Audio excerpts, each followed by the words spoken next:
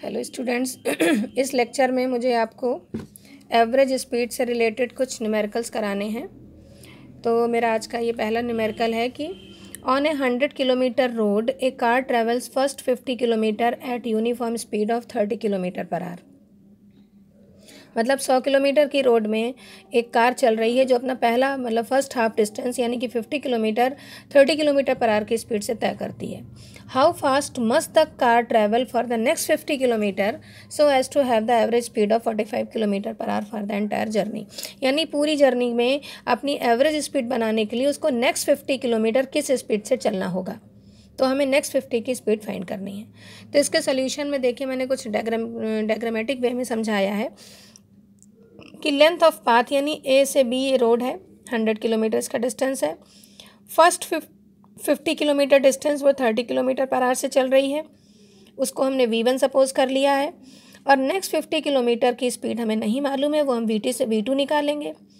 और टोटल जो average speed है वो हमें गिवन है 45 किलोमीटर पर आवर। अब इसके लिए हम पहले फार्मूला लिख लेते हैं। एवरेज स्पीड का फार्मूला क्या होता है? Average speed is equals to total distance travelled upon total time taken. चलिए अब देखिए इसमें फार्मूले में हमें मालूम क्या है? हमें मालूम है सिर्फ टोटल डिस्टेंस ट्रेवल्ड, यानी 100 किलोमीटर टोटल डिस्टेंस मालूम है, हमें टोटल टाइम नहीं मालूम है क्योंकि क्वेश्चन में कहीं गिवन नहीं है। तो हमें टाइम निकालना पड़ेगा। टाइम निकालने के लिए एक फार्मूला यूज़ करते हैं, speed is equals to distance upon time. तो इस फार्मूले से टाइम आप निकालोगे तो क्या फार्मूला बनेगा? Time is equals to distance upon speed. आप ऐसा करते हैं कि इन दोनों हाफ जो डिस्टेंस उसने ट्रैवल करें दोनों का अलग अलग टाइम निकाल लेते हैं। फर्स्ट 50 किलोमीटर के लिए टाइम T1 और सेकंड 50 किलोमीटर के लिए टाइम T2 निकालेंगे। तो फर्स्ट टाइम T1 के लिए क्या लिखोगे? Distance upon speed. तो फर्स्ट T1 के लिए डिस्टेंस कितना था? 50 किलोमीटर और स्पीड कितनी थी? 30 kilometre per our. Value place कर दो, 30 kilometre upon 30 kilometre per our यानी 5/3 आवर लगा उसको पहला 50 किलोमीटर ट्रैवल करने में। अब हमें T2 निकालना है। तो T2 का देखिए हमको वेलोसिटी नहीं मालूम है, इसलिए हमने T2 में वेलोसिटी V2 को x मान लिया है। x किलोमीटर पर आवर हमने इसका वेलोसिटी सपोज कर लिया।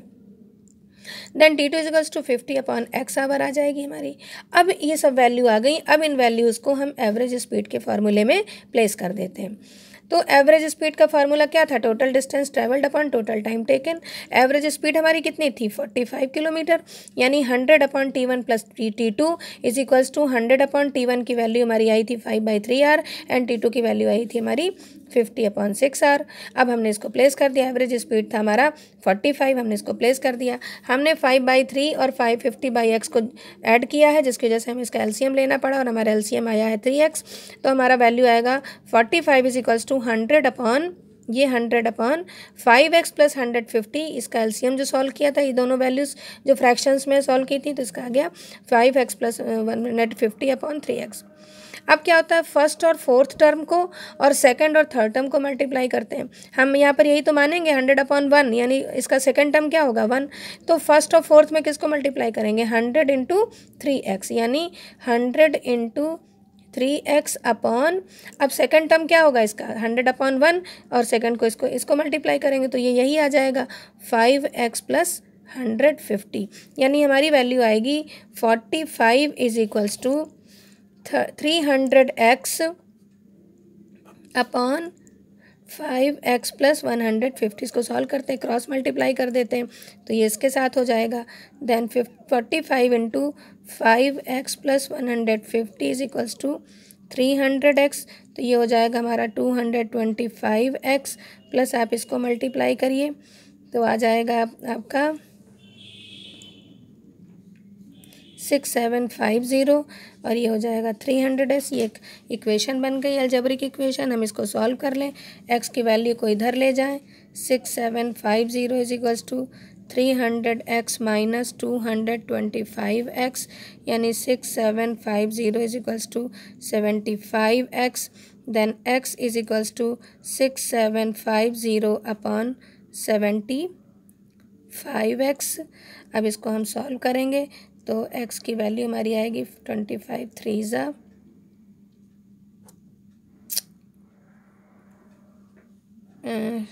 675 को डिवाइड करेंगे 25 से तो कितना आएगा?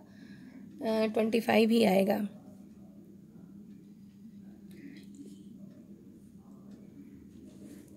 250/3, यानी कि 3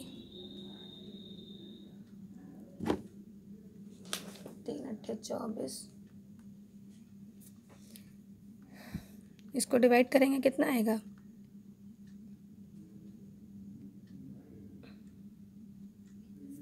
90 आएगा। इसका टोटल 90 ही आ रहा है। x is equals to 90 km/h। ये इसका आंसर हो गया। चलिए एक दूसरा न्यूमेरिकल देख लेते हैं। A train covers half of its journey with a speed of 30 meter per second and other half with the speed of 40 meter per second. Calculate the average speed of train during the whole journey। यानी कि एक train चल रही है, आधी journey वो 30 metre पर second से चलती है, बाकी की आधी जर्नी 40 मीटर पर सेकंड से चलती है, तो हमें इसकी एवरेज स्पीड निकालनी। आप देखो इस क्वेश्चन में ना तो डिस्टेंस दिया गया है और ना ही टाइम दिया गया है, सिर्फ स्पीड दे दी गई है और हमें इससे न्यूमेरिकल निकालना है। अब इसके लिए हमें दोनों चीज़ें सपोज करनी पड़ेंगी। ऐसा कर लेते हैं कि from solution A to B distance x मान लेते हैं कि x मीटर डिस्टेंस है। फर्स्ट हाफ जर्नी किसमें क्या स्पीड से चल रही है? 30 मीटर पर सेकंड से, और नेक्स्ट हाफ जो है वो 40 मीटर पर सेकंड से चल रही है। अब हम लोग ऐसा कर लेते हैं कि फर्स्ट हाफ का टाइम t1 मान लेते हैं और सेकंड हाफ का टाइम t2 मान लेते हैं। t1 second and t2 second. चलिए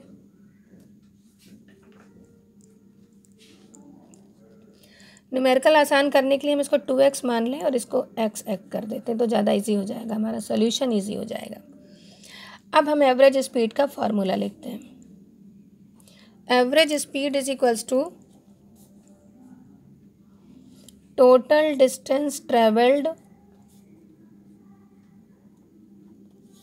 अपॉन टोटल टाइम टेकन। ठीक है, अब इसमें हमें क्या मालूम है? डिस्टेंस ट्रेवल्ड हमारा कितना है? 2x। टाइम हमें निकालना है। Speed is equals to distance upon time, मैंने पहले भी पिछले न्यूमेरिकल में फार्मूला बताया है। Then time is equals to distance upon speed. इस फार्मूले को यूज़ करके हम टाइम निकाल लेते हैं। तो time t1 is equals to distance कितना है? x, और स्पीड कितना है? 30x/30 सेकेंड हो गया, और t2 कितना हो जाएगा? x/40 seconds. अब वैल्यू प्लेस कर दीजिए आप। Average speed is equals to 2x/x/30 plus x/40।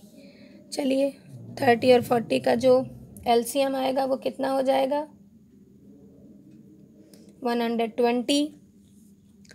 2x upon, चलिए 120 लिखते हैं, तो ये हो जाएगा 4x।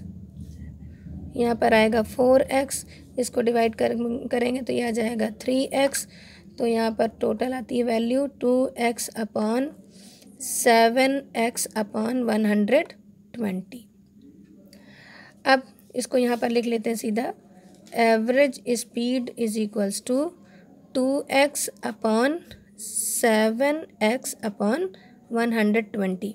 अब फर्स्ट और फोर्थ टर्म को मल्टीप्लाई करते हैं, यानी 2x/1 होगा यहाँ पर, तो 2x इंटू 120/7x। सॉल्व करिए इसको, x कैंसिल हो गए, यहाँ पर हमारा बना 240/7। इसको डिवाइड कर लेते हैं तो ये हमारा आता है 34.3 मीटर पर सेकेंड।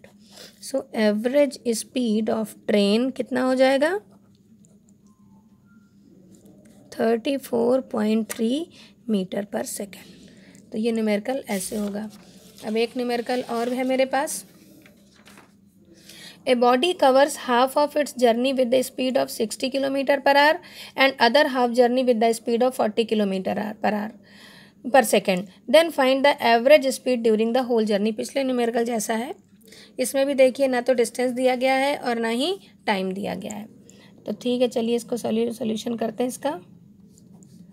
ऐसा मान लेते हैं कि ए से बी तक का डिस्टेंस कुछ भी हो, उसका जो हाफ जर्नी है इसको हम 2x मान लेते हैं पिछले न्यूमेरिकल की तरह। इसका 2x डिस्टेंस मान लेते हैं, 2x मीटर। और इसका जो फर्स्ट हाफ जर्नी है यानी x डिस्टेंस वो 60 मीटर पर सेकंड से चल रहा है, ट्रैवल किया उसने, और नेक्स्ट हाफ जो है वो 40 मीटर पर सेकंड से चल रहा है। यानी हमें यहाँ पर इसका टाइम t1 निकालना है, टाइम t2 मान लेना है। इसका x डिस्टेंस हो गया और इसका x डिस्टेंस हो गया। अब हमें होल जर्नी की एवरेज स्पीड निकालनी है। तो एवरेज स्पीड का फॉर्मूला लिखो। Average speed is equals to total distance travelled upon total time taken. ठीक है, जो जो वैल्यू हमें मालूम है प्लेस करते जाते हैं। डिस्टेंस तो मालूम है लेकिन टाइम नहीं मालूम है, टाइम हमें निकालना पड़ेगा। फार्मूला फिर से निकालिए। Distance speed is equals to distance upon time. तो टाइम क्या हो जाएगा? Time is equals to distance upon speed. और अब t1 निकालें। t1 के लिए डिस्टेंस कितना है? x, और t1 के लिए स्पीड कितना था? 60, तो x अपॉन 60 सेकेंड। t2 कितना हो गया?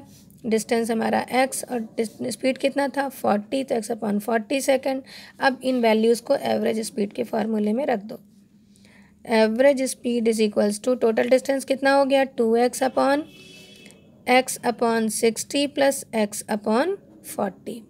अब 60 और 40 का एलसीएम लेंगे। 2x अपॉन 60 और 40 का एलसीएम कितना हो जाएगा? 240। ठीक है, 240 एलसीएम हो गया, तो इधर हो गया 40x, इधर हो गया 60x। सॉल्व कर लीजिए। Average speed is equals to 2x upon 100x upon 240। अब फर्स्ट और फोर्थ यूनिट को मल्टीप्लाई करो, यहाँ अपॉन 1 मानना पड़ेगा हमें। तो 2x into 240 upon 100x। x cancel हो गया, इसका ये ख़त्म हो गया। 2 5 ज़ा यानी 24 अपॉन 5, यानी इसका कितना आ जाएगा? 5 2 ज़ा 5 3 ज़ा 5 4 ज़ा 4.8 मीटर पर सेकंड इसका एवरेज स्पीड हो जाएगा। ये मैंने आपको कुछ न्यूमेरिकल कराए हैं, बाकी एनसीईआरटी में जो भी हैं आप प्रैक्टिस करिए। मैं और भी आगे न्यूमेरिकल कराती रहूँगी। कोई भी प्रॉब्लम है आप उसको कमेंट सेक्शन में जाके डालिए, मुझे पता चले। और आप इन न्यूमेरिकल्स को ट्राई करिए। आपको वीडियो कैसा लगा लाइक करिए, शेयर करिए, सब्सक्राइब करिए। Okay, thank you.